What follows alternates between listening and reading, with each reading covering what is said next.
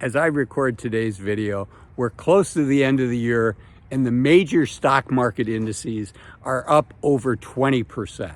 So it looks like we're going to have a banner year in the stock market. But you know what? Even in banner years, even in great years, some people manage to lose money in the stock market. I don't want that to happen to you. I want to talk about what people tend to do that hurts them even in a strong stock market year, and make sure you don't make those mistakes.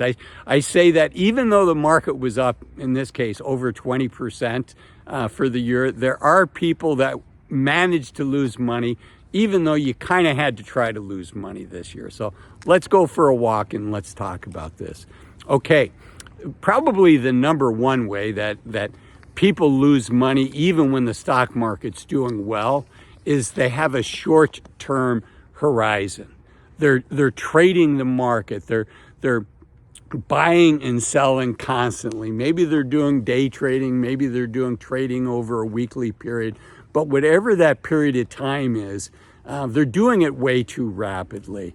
You know, you can be right, but it's not enough for you to be right in what your calls are. You know, company ABC is going to do well, or company XYZ is going to do poorly.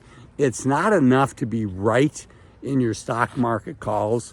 You also have to get the timing right. And if you're a long-term investor, time is on your side. If you're a short-term investor, time is not on your side. And I don't want to see you get hurt by being a short-term investor. Okay, so that's number one. Number two is making these bold calls.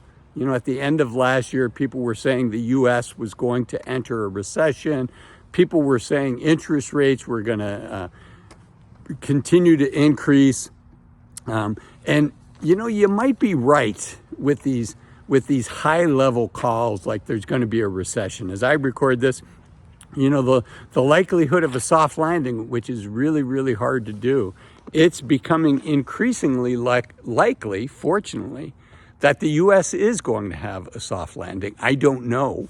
But people that were betting, saying, I think there's going to be a recession, I think there's going to be a hard landing, I think pain is ahead for the United States. Again, not only do you need to get that call right, but you got to get the timing right, and that can be really difficult.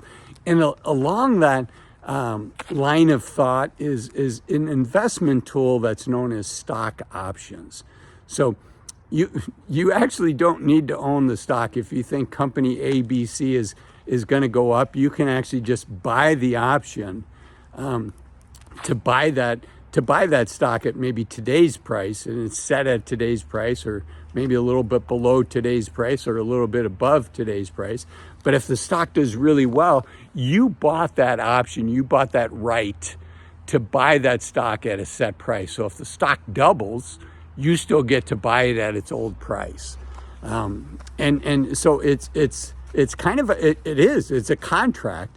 And because you don't have to actually buy the stock, and because it doesn't give you the right for perpetuity into the future, it costs a lot less to buy that contract, that option, than it does to buy the underlying position. So in some ways, it's like leverage. For the same amount of money, you can get exposure to more upside. But the flip side is these things have a contract, and you have the right for a period of time. And when that period of time ends, then the option could, and often does, expire worthless. So how did people lose money in a year when the stock market is up? You know, maybe that's what they did. They bought some stock options that did not, time wasn't on their side. Another strategy with stock options is sometimes people will actually own the company, and then they'll say, you know, the company's trading at $100. And if the company ever got up to $120, I'd be happy to sell it. Well, that's called selling a call option. You can sell that to somebody else and say, if the stock gets up to 120, well, of course, I'm happy to sell it. Well, you are happy to sell it unless that company is doubling and, you know, something happened in the year. They got a new patent approved, or for some reason they've got a tailwind. And now all of a sudden you're like, I don't want to sell it at this price, but you already sold that contract to somebody else and you gave them the rights.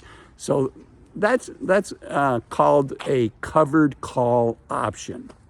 And again, you might have a company that pays a dividend and you think is doing well. And maybe the dividend is a couple percent, but you're like, if I sell this call option, there's, a really good chance it's not going to increase by 20% over the next 90 days.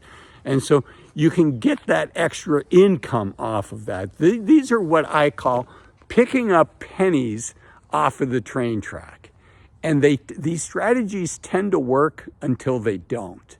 And if you think of a covered call strategy, remember, you've got a company, maybe it's at $100 today, and you agree if it gets to 120, you're going to sell that stock to somebody at 120. And why would anybody want that option? Well, they're hoping that the stock goes to 150 and they can buy it at 120. So they pay you a little bit of money. So you're getting some quote unquote income off of this. And oftentimes that strategy will work for you because very few times do companies move 20% in a short period of time. It's not unusual, but it's certainly not common for that to happen. So you feel like a genius when you get the money and the stock doesn't move and it doesn't get called against you. But think about the reason you own a stock.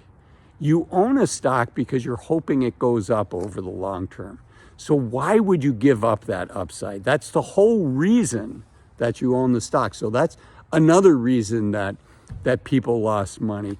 And then the last reason is, people just can't help themselves.